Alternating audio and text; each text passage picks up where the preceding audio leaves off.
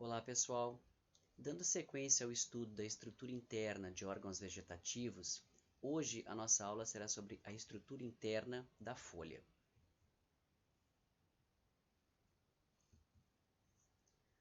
Eu começo a aula de hoje com uma afirmação para fazer a gente pensar. A folha é um dos órgãos mais plásticos do corpo do vegetal. O que exatamente isso quer dizer?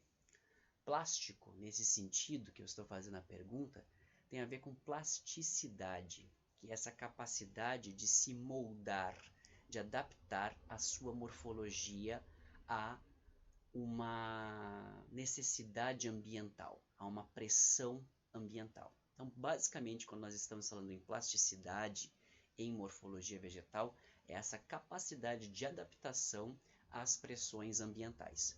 Isso quer dizer o quê? Que a folha vai apresentar a maior capacidade dentro dos órgãos vegetais, dos vegetativos, vamos já deixar bem claro por aí, de se moldar às necessidades que o ambiente impõe pelas pressões que ele apresenta para esse órgão.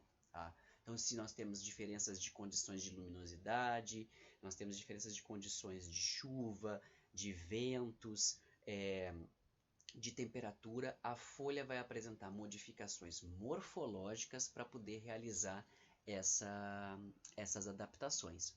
Nós já tínhamos visto que o caule apresenta adaptações, mas são limitadas as adaptações do caule porque as pressões que o caule sofre são um pouco diferentes. A raiz, menos adaptações ainda, porque a raiz ela está dentro de um ambiente que nós já vimos que é um ambiente mais homogêneo, que é abaixo do solo. Dentro do solo é um ambiente com temperatura mais controlada e onde não acontece chuva, vento, presença de sol. Então é um ambiente com muito menos pressões ambientais do que é a atmosfera. Por isso que a raiz vai apresentar até menos adaptações do que o caule. E por sua vez, o caule apresenta menos adaptações que a folha. Tá? E isso é importante porque a folha tem como função principal realizar o processo fotossintético. Então a folha é responsável pelas trocas gasosas, tá?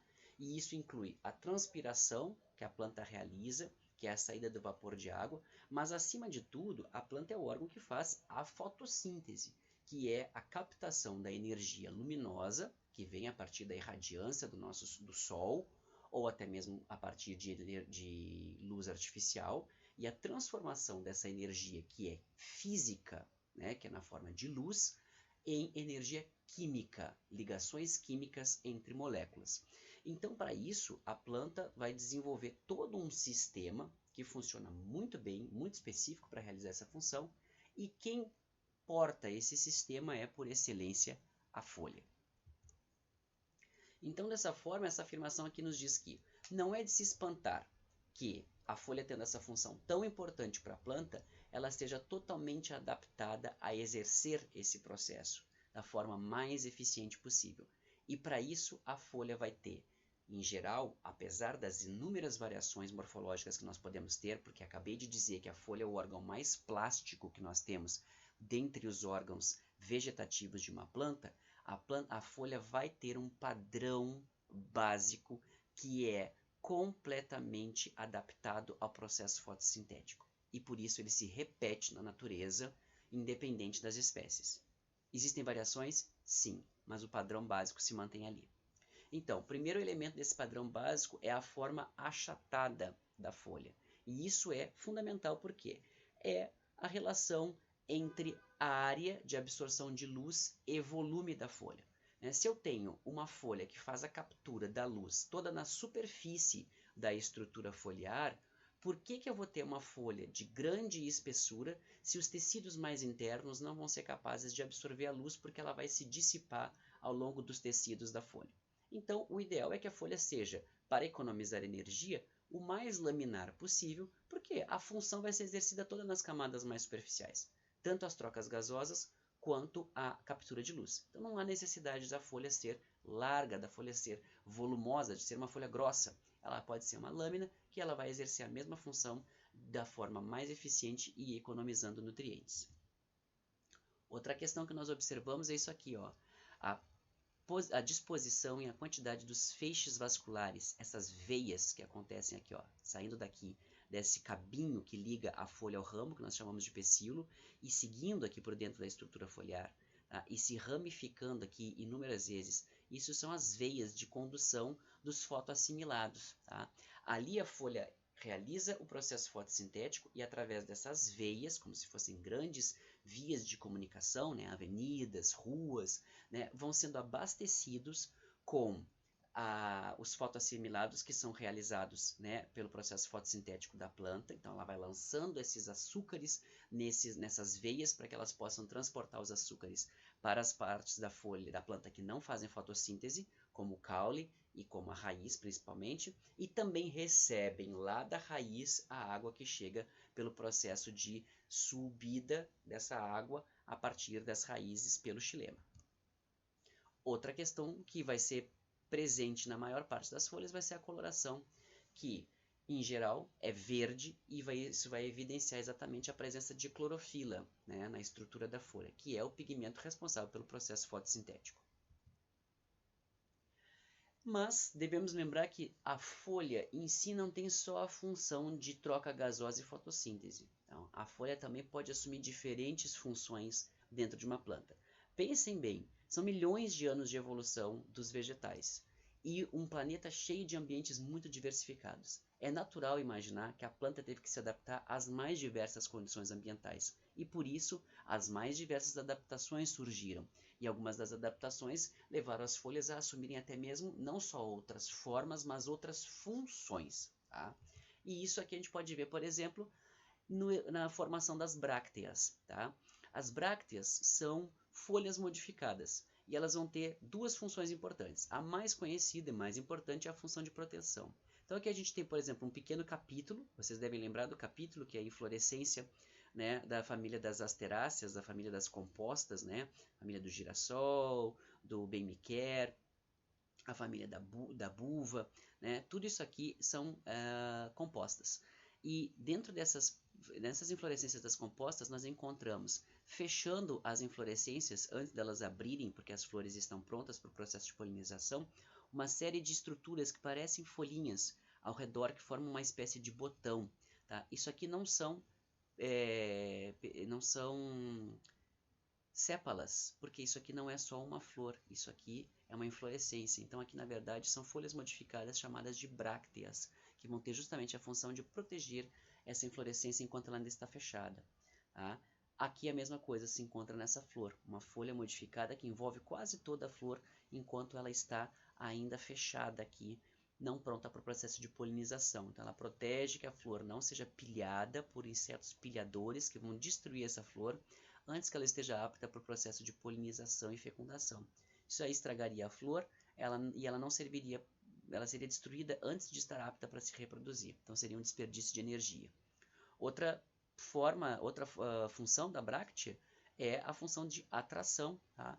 E isso aqui é observado muito evidentemente no chamado bico de papagaio, a poinsettia, muito comum de se encontrar como uma planta decorativa. Ela é uma planta da família das euforbiáceas, que é a mesma família da mamona. As flores das euforbiáceas costumam ser flores muito pequenas, diminutas e que não têm grande apelo visual para atrair polinizadores. Então, o que essa planta aqui conseguiu fazer como uma estratégia evolutiva para atrair os polinizadores e se destacar na natureza? Coloriu de vermelho algumas folhas que ficam ao redor da inflorescência. Um vermelho muito intenso. Isso aqui faz as vezes de uma flor e chama a atenção dos polinizadores aqui para dentro, ó, onde estão efetivamente as flores. Depois, obviamente, existe néctar ali dentro e acaba trazendo os polinizadores de longe com esse vermelho intenso e depois o néctar faz o resto da função de atração. Outra função que nós vamos ter para folhas especializadas é o armazenamento.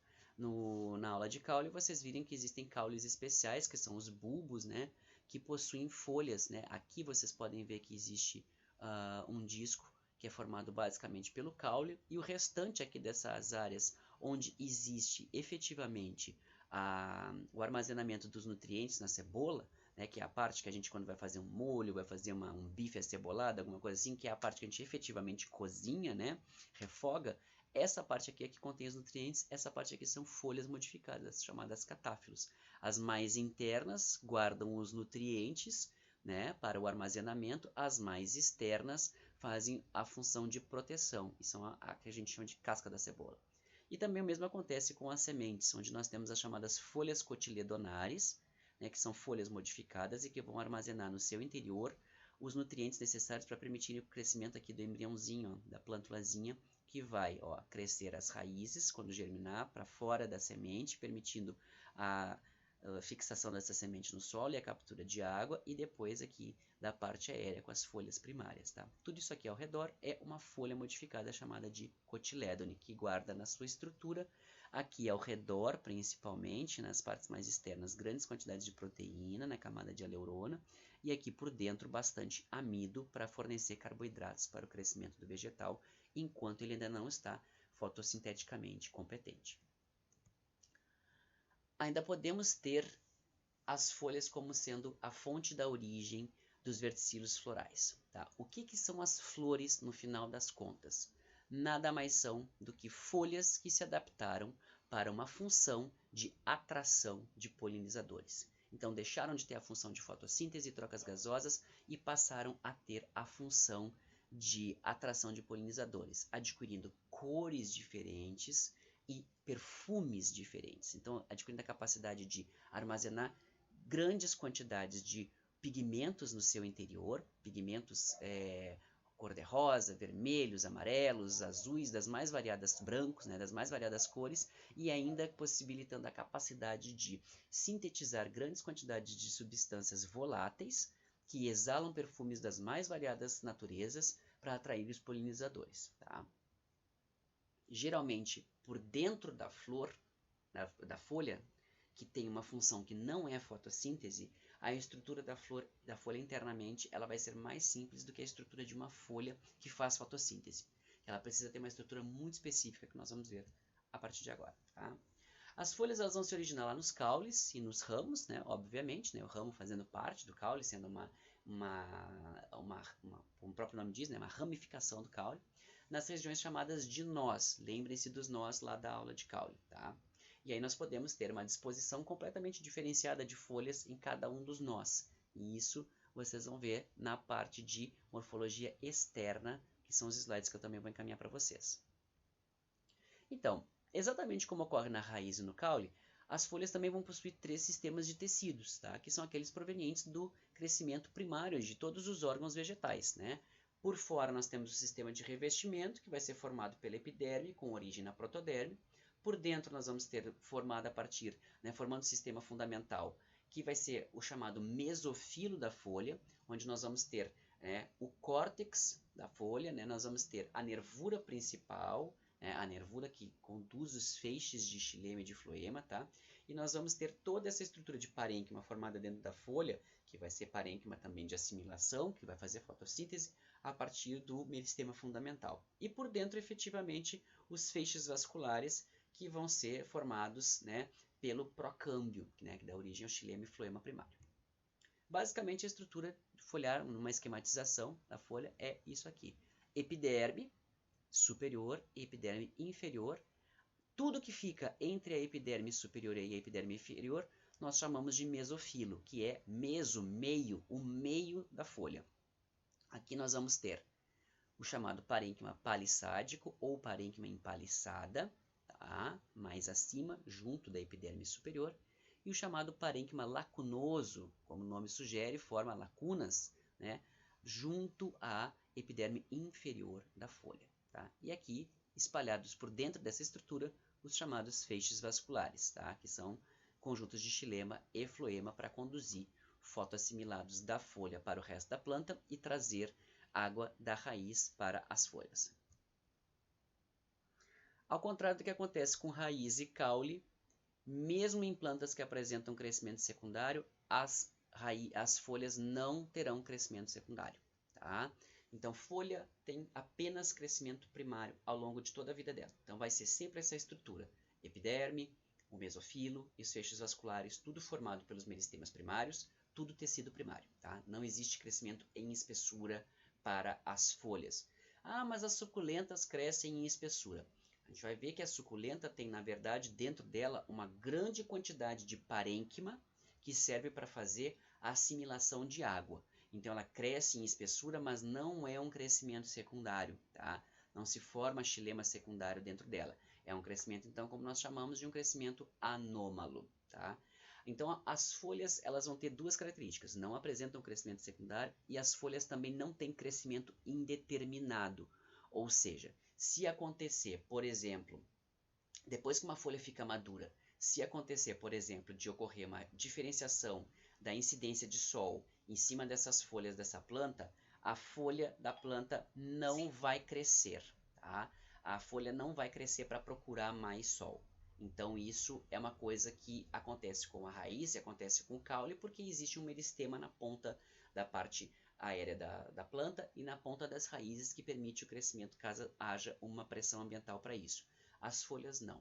Então, se houver necessidade de capturar mais sol, vai ter que haver o surgimento de novas folhas, porque as folhas maduras elas não vão crescer mais. Então, folha tem crescimento determinado. Então, como nós já vimos, as folhas elas vão ter adaptações anatômicas que vão ser o resultado da pressão ambiental sofrida por essa planta. Tá? E isso aí pode gerar uma modificação, tá? Que pode ser constitutiva no vegetal. Então, dependendo de como for a variação, tá? Da natureza do ambiente, por exemplo, questão de luz e tal, isso pode fazer com que a planta exija que as folhas dela se tornem diferenciadas e isso seja uma adaptação que vai se tornar constitutiva na folha. O que quer dizer? A partir daquele momento de uma nova na realidade de sombreamento em uma planta que era de sol, a partir desse momento todas as folhas vão adquirir, né? Vão nascer as novas folhas com uma característica diferente para poder se adaptar mais àquele ambiente, tá?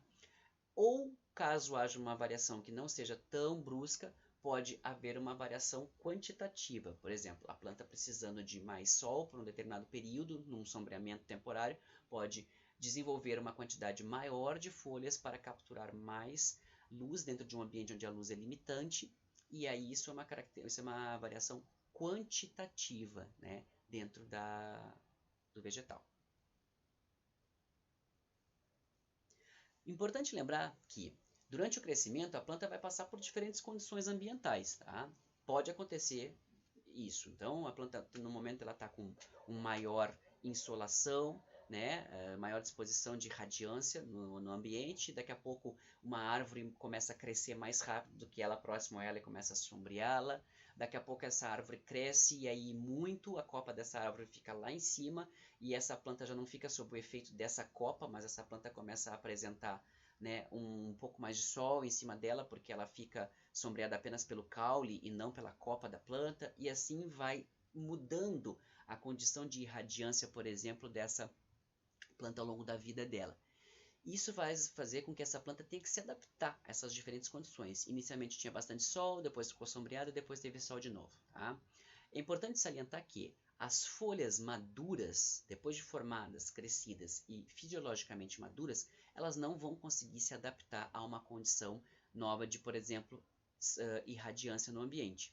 Quem vai ter que fazer essa adaptação, essa nova condição, vão ser as folhas novas, porque a folha depois de madura não se modifica mais, tá? Ela tem crescimento determinado, então ela cresceu naquela determinada condição anatômica, ela não vai variar daquilo ali. A planta, para superar uma condição nova no ambiente, uma pressão ambiental nova, ela vai ter que produzir folhas novas com uma adaptação anatômica para esta nova condição dessa pressão ambiental que surgiu. Tá? Isso não vai acontecer com as folhas já adultas. Então, em uma planta que tem um determinado histórico de vida, que ela passou por um ambiente mais ensolarado no início, depois passou por um sombreamento e depois passou por um ambiente ensolarado mais uma vez, porque a árvore que estava sombreando ela, por exemplo, caiu, essa folha vai apresentar 3 estratos diferentes de folhas com morfologias distintas. Tá? Uma morfologia mais embaixo, as folhas mais antigas vão ter uma morfologia mais adaptada ao sol.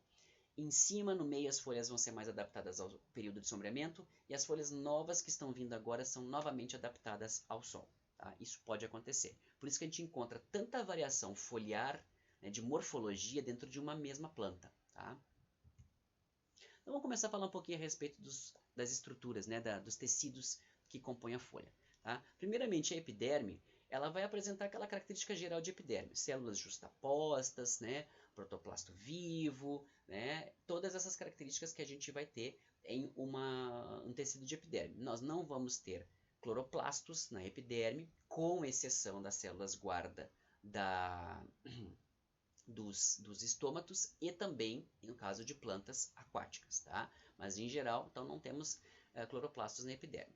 Agora, uma característica marcante da epiderme foliar, que é diferenciada em relação à epiderme da raiz e à epiderme da maior parte dos caules, é a grande presença de estômatos. Por mais que o caule tenha estômatos, né, e possa ser um caule verde que faz trocas gasosas e faz fotossíntese, é, por excelência, a folha o órgão responsável pelo processo fotossintético. Então, a folha vai ser a estrutura que vai ter a maior quantidade de estômatos na sua epiderme. Como a folha é um órgão laminar, a folha acaba tendo duas epidermes, uma epiderme na parte de cima da folha e uma epiderme na parte de baixo da folha. E aí a gente tem que pensar o seguinte, se eu tenho a folha orientada de forma paralela ao solo, para capturar a maior quantidade de luz possível, porque a folha tem que ficar transversal em relação à incidência dos raios solares, então essa folha vai estar sempre como uma lâmina orientada paralelamente ao solo e de forma com que os raios solares batam perpendicularmente nessa folha para que ela aproveite o máximo possível a irradiância do ambiente. Então isso faz com que a folha acabe tendo uma epiderme que fica voltada para o lado de cima e uma epiderme que fica voltada para o lado de baixo. Pensem comigo. Uma epiderme para cima e uma epiderme para baixo, essas epidermes, por mais que a folha seja uma lâmina, elas vão encontrar ambientes completamente diferentes um do outro, não é? A epiderme de cima vai estar totalmente exposta, né, ao sol, então ela vai ter maior irradiância em cima dela, tá? Ela vai ter maior temperatura, por conseguinte, porque ela vai receber o sol direto em cima dela, então ela vai ter maior temperatura dentro das suas células do que tem a epiderme que fica logo abaixo, né, a epiderme de baixo. Ela vai estar mais exposta à chuva, ao vento, à poeira, e isso tudo vai fazer com que ela acabe ficando numa condição de maior exposição do que a epiderme de baixo, que está muito mais bem guardada. Isso faz com que essas duas epidermes, experimentando pressões ambientais distintas, acabem desenvolvendo adaptações distintas para enfrentarem essas pressões. Tá? Então vamos encontrar diferenças entre essas epidermes. Se o ambiente for mais extremo, essas diferenças vão acabar sendo maiores. Se o ambiente é um pouco mais homogêneo, por exemplo, ensolarado e com bastante umidade, é um ambiente que não vai apresentar tantas diferenças entre essas duas epidermes. Tá? Então, o mais comum de nós encontrarmos é a questão da diferença do número de estômatos. Em geral, a parte de cima, como está mais exposta à irradiância e isso aumenta a temperatura das células da epiderme que ficam bem expostas à luz solar, essa epiderme acaba aumentando a sua temperatura e a água acaba evaporando, né? Então a água acaba se tornando gasosa.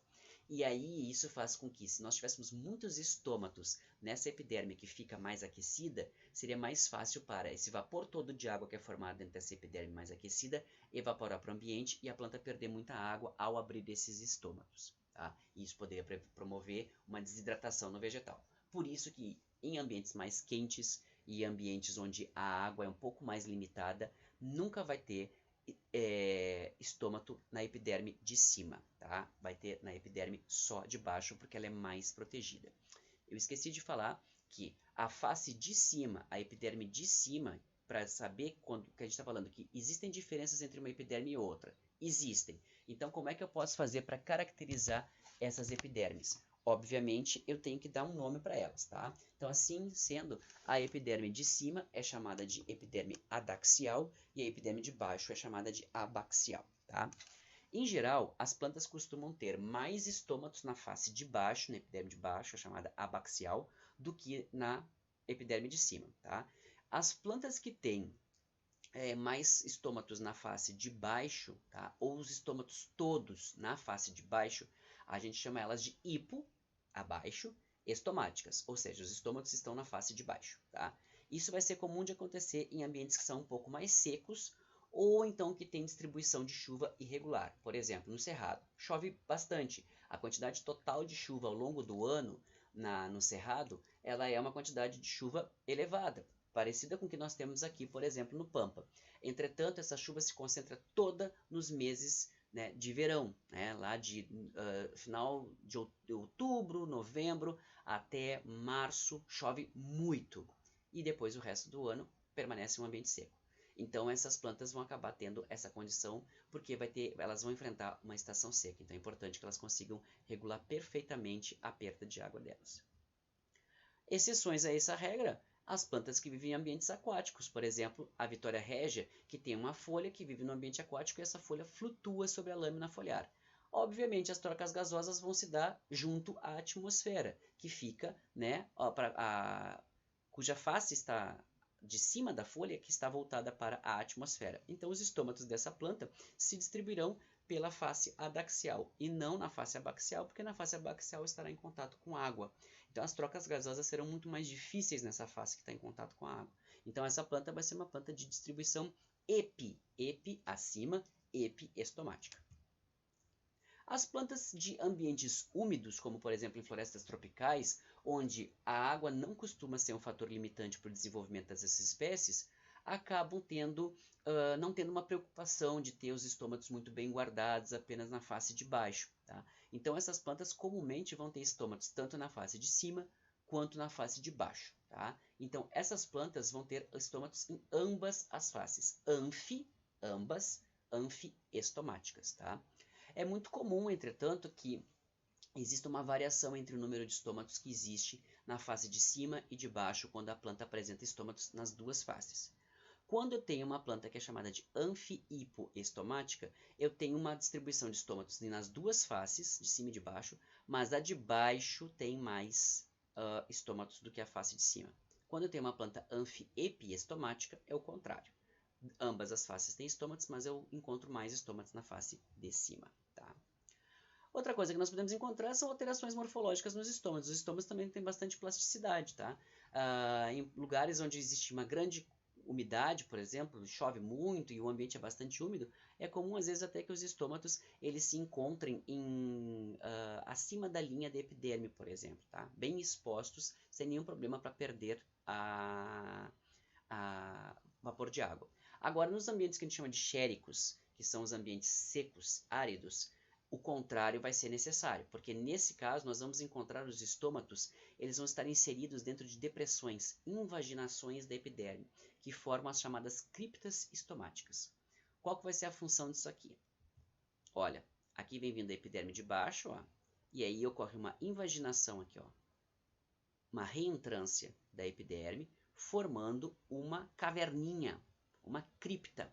E isso aqui, ó, essas bolinhas que estão mais salientadas aqui, ó, de vermelho mais escuro, são os estômatos, tá? Lá dentro, no fundo dessa cripta, chamada de cripta estomática. E isso aqui que vocês estão vendo, parece uns fiozinhos, são pelos que ficam aqui ao redor desse monte de estômatos. Qual que é a função disso aqui? Imaginem, gente, a planta perde água por qual motivo? Porque tem mais vapor de água dentro das células dela, dentro da estrutura da folha, do que fora. Não é? Então, por diferença de pressão de vapor, tem mais vapor de água dentro das folhas do que fora das folhas quando a umidade está baixa. Isso faz com que a água saia de onde ela está mais concentrada. Então, aquela coisa de sempre, vai de onde está mais para onde está menos. Então, sai de onde está mais concentrada dentro da folha para fora da folha, onde ela está menos concentrada. Tá? Então, esse é o fluxo que a física acaba fazendo com que ocorra. Tá? Como que a planta vai fazer para resolver esse problema? Se ela está num ambiente que é muito úmido, que a umidade do ar é muito intensa, mesmo que não esteja chovendo, é aquele ambiente abafado, com umidade relativa elevada sempre, como é o caso de uma floresta tropical como a Amazônia, a planta não precisa se preocupar muito com isso, porque a chamada diferença de pressão de vapor que existe entre a folha e o ambiente é pequena. Então a planta pode abrir os estômatos porque o ar é tão saturado de umidade que ela não perde muito vapor de água para o ambiente e aí ela pode trocar CO2 e oxigênio por meio dos estômatos. Tá? Agora, quando o ambiente é um ambiente seco, a umidade relativa do ar é baixa, o que vai acontecer? Sempre estará uma diferença muito grande entre o conteúdo de vapor de água da folha com relação ao conteúdo externo.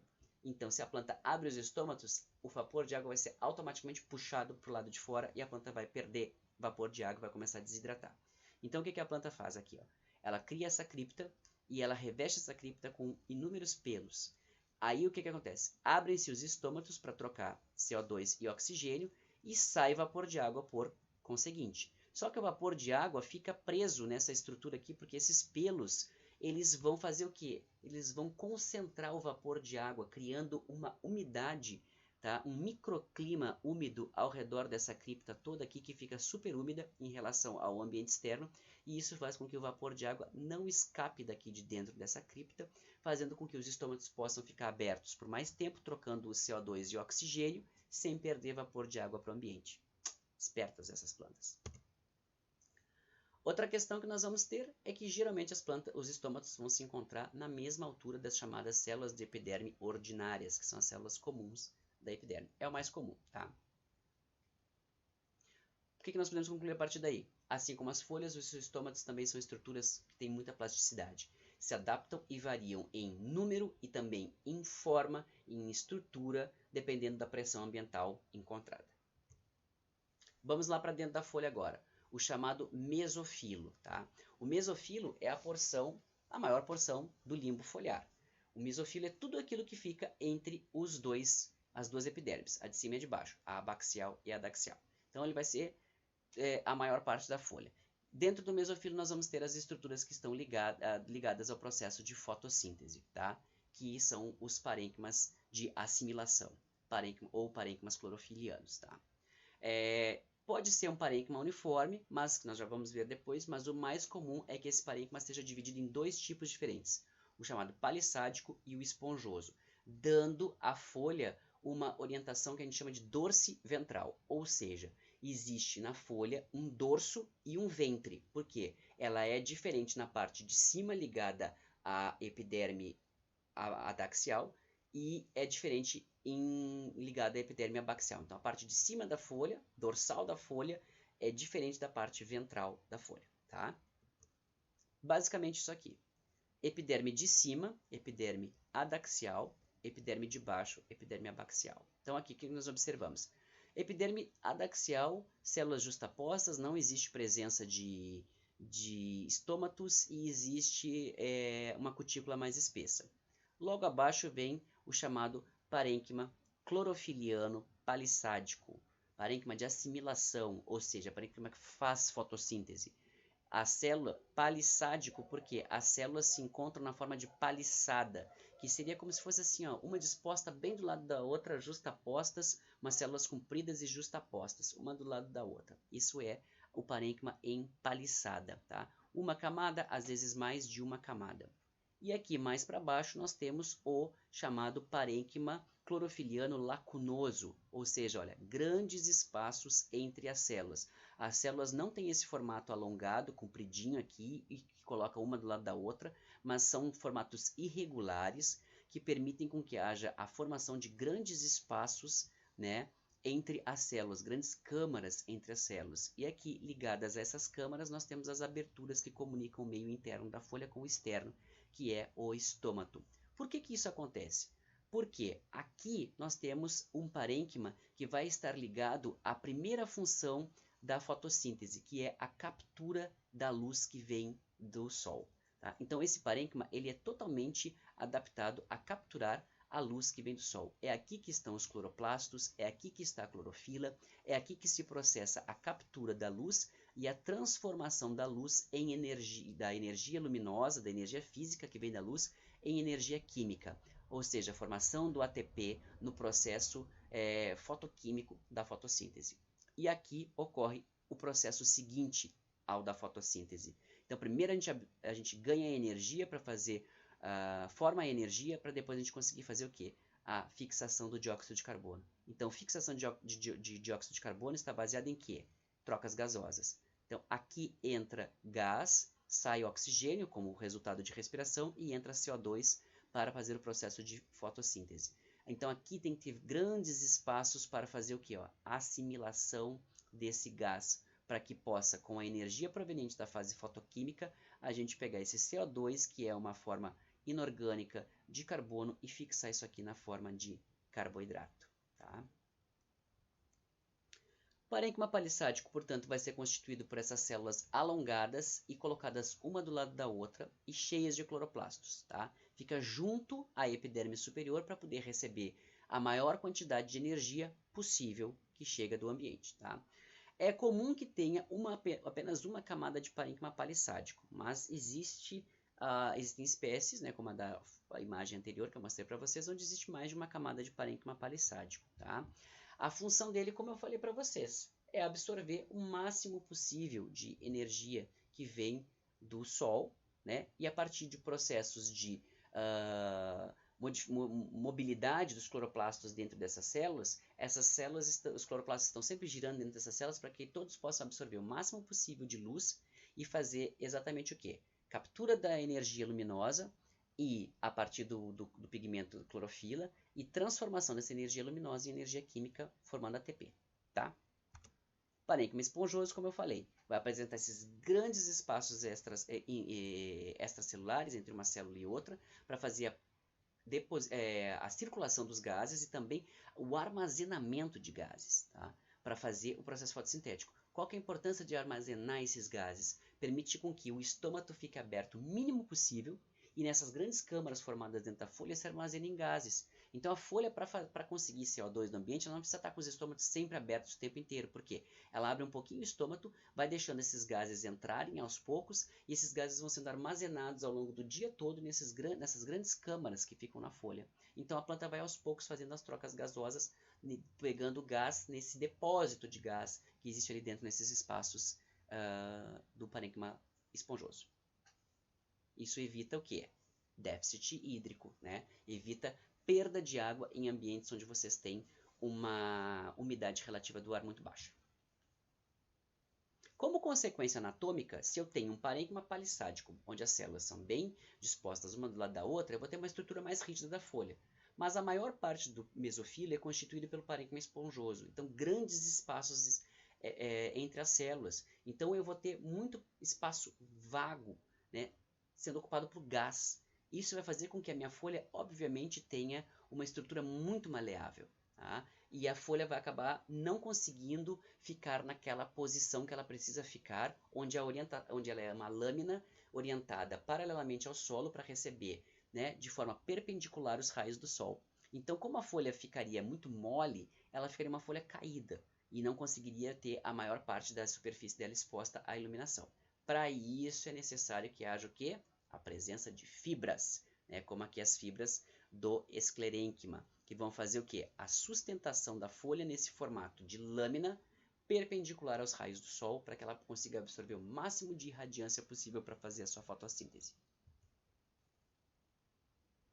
Esse parênquima que participa da fotossíntese é o chamado parênquima clorofiliano, parênquima assimilador ou ainda clorênquima. Tá? Ele tem essa constituição dorsiventral e isso acontece em ambientes onde nós temos um regime hídrico bem distribuído ao longo do tempo. Né? Pode ser que seja um ambiente onde ocorre até uma estação mais seca e mais chuvosa, mas eu tenho bastante água ao longo do ano. Tá? Agora, em ambientes secos, áridos, que passam por longos períodos de estiagem, né, e que tem estações secas muito longas, ou que às vezes a estação chuvosa nem chega a ocorrer, nesse tipo de ambiente é comum a gente encontrar um padrão que a gente chama de isolateral do limbo. Nesse tipo de padrão, nós não vamos ter parênquima esponjoso. E aí nós vamos ter duas camadas de parênquima palissádico. Parênquima palissádico ligado à epiderme adaxial, parênquima palissádico ligado à epiderme abaxial. Qual que é o objetivo disso aqui? Evitando a formação do parênquima lacnoso, não vai ter aquelas grandes câmaras de gás que não vai permitir o armazenamento do gás, mas ao mesmo tempo não permite o armazenamento da água que facilmente seria evaporada para o lado externo. Tá? Então isso faz com que essa planta evite perda de água, porque não há formação dessas grandes câmaras com vapor de água dentro delas.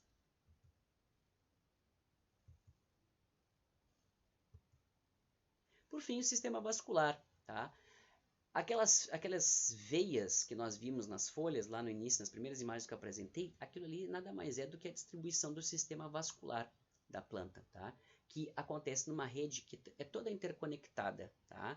E interessante é que essa rede de vasos que vão fazer a condução, né, cada vez mais se ramificando para levar, né, a água para as células, né, todas as células da folha, e para levar os fotoassimilados das folhas para todo o resto da planta, elas vão ter padrões muito diferentes uns dos outros, tá? Esse conjunto de feixes que ocorre nas folhas a gente chama de nervuras, e o sistema como um todo a gente chama de venação, tá? E esse sistema de venação, como vocês podem ver aqui na imagem, ele é muito variado de um grupo para o outro, tá? Então isso aqui vocês vão ver ali depois nos slides de morfologia. Obviamente não quero que vocês decorem os tipos diferentes, mas vocês vão ver que existe uma grande variedade de distribuição desses vasos. Qual que é a função? Duas funções. Distribuição dos vasos, né, que vão fazer a circulação dos fotoassimilados e da água pela planta, muito importante, e também a manutenção da arquitetura foliar, né, manter a folha na posição correta para a captura do sol, tá? Isso não é dado só pelas fibras pelas células de esclerênquima soltas ali no meio da folha. Isso é dado também pela formação dos feixes, né, que vão dar a arquitetura da folha. Então, por isso que nós encontramos morfologias tão diferentes da distribuição desses feixes nas folhas, porque as pressões ambientais ao longo de milhões de anos de evolução dessas plantas foram muito diferentes, em ambientes muito distintos, e como a distribuição dos feixes ajuda a manter a arquitetura foliar, é comum que a gente encontre formas muito diferentes de distribuição desses feixes. Nós podemos colocar que as angiospermas apresentam dois padrões básicos de distribuição dos feixes, o padrão paralelo e o padrão reticulado, né? Isso aqui é o básico, os dois padrões básicos. Eles vão variar imensamente, principalmente o padrão reticulado vai ter muitas variações, tá? Sistema reticulado é esse aqui, onde eu tenho uma nervura principal e a partir dela surgem as nervuras secundárias, das secundárias tem as terciárias, das terciárias tem as quaternárias e assim por diante, tá? Esse padrão aqui existe uma imensa variação dele na natureza. O que eu posso dizer a respeito desse padrão aqui de venação reticulada? Como forma uma rede, tá? O nome reticulado vem da formação dessa rede, e esse aqui é o padrão básico para acontecer nas chamadas plantas de folhas largas, que são as dicotiledôneas, tá? O outro padrão é o padrão chamado de paralelo, tá? São as folhas chamadas de paralelódromas. Percebam que existe uma nervura principal aqui, mais grossa, e existem outras nervuras que correm paralelas a essa nervura principal aqui do meio. Então esse aqui é o padrão básico das monocotiledôneas, ou as chamadas plantas de folha estreita. Só para colocar aqui para vocês, a gente vai ver isso com mais detalhes em fisiologia. Algumas plantas que apresentam um chamado metabolismo C4, que geralmente são plantas de ambientes um pouco mais quentes, né, plantas tropicais, nós vamos observar uma coisa bem diferente que acontece nessas folhas aqui, que é o chamado padrão de distribuição de feixes de Kranz, a chamada bainha de Kranz. O que é isso aqui? Na bainha de Kranz, né, que essas plantas vão apresentar essa anatomia diferenciada, os feixes vão estar envoltos por um grupo de células de parênquima formando uma coroa, né, ou bainha, né, coroa de Kranz ou bainha de Kranz ao redor das folhas do feixe vascular. Isso aqui está diretamente ligado com mecanismos de concentração de dióxido de carbono aqui dentro dessas células de parênquima. Tá? Eu não vou entrar em detalhes nisso agora, porque isso aqui é matéria para a fisiologia, tá? Mas essas plantas têm a capacidade de fazer a hiperconcentração de dióxido de carbono nessas células que ficam aqui ao redor das células do feixe vascular, tá? Para poder permitir uma otimização da fotossíntese, evitando a perda de água, porque o dióxido de carbono fica todo concentrado aqui para poder ser assimilado pelas enzimas que fazem esse processo, tá? Detalhes disso veremos em fisiologia. Para finalizar, algumas adaptações da anatomia foliar à disponibilidade de luz, tá? Plantas que vão viver em ambientes com excesso de irradiância podem ter prejuízos ao processo fotossintético. Eu já comentei com vocês isso, tá? Não existe essa de quanto mais luz, mais fotossíntese. Não. As plantas vão estar adaptadas ao a quantidade de radiância que existe no ambiente onde elas costumam ocorrer. Então, se por exemplo tem uma planta que é de sombra, né, e a semente dela, por exemplo, cai num ambiente totalmente ensolarado, essa semente não vai nem germinar, porque ela só vai germinar se tiver um estímulo de sombra, de sombreamento em cima dela, porque ela não é boba nem nada, então ela não vai dar chance ao azar de germinar num ambiente extremamente ensolarado, onde ela não vai conseguir sustentar o processo fotossintético dela, porque ela é adaptada para sombra. Então não podemos dizer que, imagina quanto mais luz melhor. Não. As espécies estão adaptadas a determinadas quantidades de irradiância, e elas funcionam muito bem naquele nível ali. Abaixo ou acima disso, ela não vai funcionar tão bem, tá? Então, excesso de irradiância pode levar ao prejuízo do processo fotossintético. Então, assim, as plantas que vivem num ambiente com muita irradiância, elas poderiam sofrer com o processo fotossintético, porque existe uma concentração de luz específica que vai fazer com que a clorofila seja excitada e o processo fotossintético aconteça. Isso é para todas as plantas. Qual vai ser a diferença entre uma planta que vive num ambiente sombreado e a planta que vive num ambiente com muita irradiância? Adaptações da folha para que ela consiga filtrar essa quantidade de energia, né, para fazer esse processo fotossintético, obtendo a mesma quantidade de energia. Tá? Em ambiente muito ensolarado, o que vai acontecer? O excesso de energia radiante pode ser filtrado pela planta. Tá? E isso pode acontecer, por exemplo, com a presença de tricomas. Tá? Outra coisa que pode se dar também é a espessura da cutícula. Né? Cutículas mais espessas num ambiente muito ensolarado vão fazer o quê? Dispersão da luz que chega, e essa dispersão pode acontecer em até 40%. 40% daquele excesso de luz que está chegando na planta pode ser dispersado na cutícula, né, nas ceras que compõem a cutícula, fazendo com que entre somente a quantidade necessária de luz para o processo fotossintético acontecer com sucesso. Plantas de pleno sol costumam ter mais de uma camada de parênquima palissádico, tá? São células bem longas. Isso também vai ter uma função de fazer o quê? Sistema de dispersão de luz. As primeiras camadas de parênquima palissádico vão fazer a dispersão da luz, vão aproveitar pouca luz e vão fazer a dispersão dessa luz, e a maior fixação, né, aproveitamento da irradiância que vai chegar naquele nível certo para o processo fotossintético vai acontecer nas camadas mais de baixo. Então aí ocorre o aproveitamento da luz que está chegando em excesso, porque ela vai ser dispersada um pouco, e isso vai acontecer sem promover danos aos fotossistemas, tá? Então, por essa razão, a gente costuma encontrar, por exemplo, que plantas que vivem em pleno sol costumam apresentar folhas mais espessas do que plantas que vivem em ambiente mais sombreado, que costumam ser bem mais delgadas para conseguir capturar e mais largas e delgadas para capturar o pouco de luz que existe naquele ambiente, tá? E costumam ser mais escuras, porque vão ter uma concentração de clorofila um pouco maior do que acontece nas folhas de um ambiente muito ensolarado, porque a folha de ambiente ensolarado não precisa se preocupar com a quantidade de luz que existe no ambiente, porque isso para ela não é fator limitante, ok?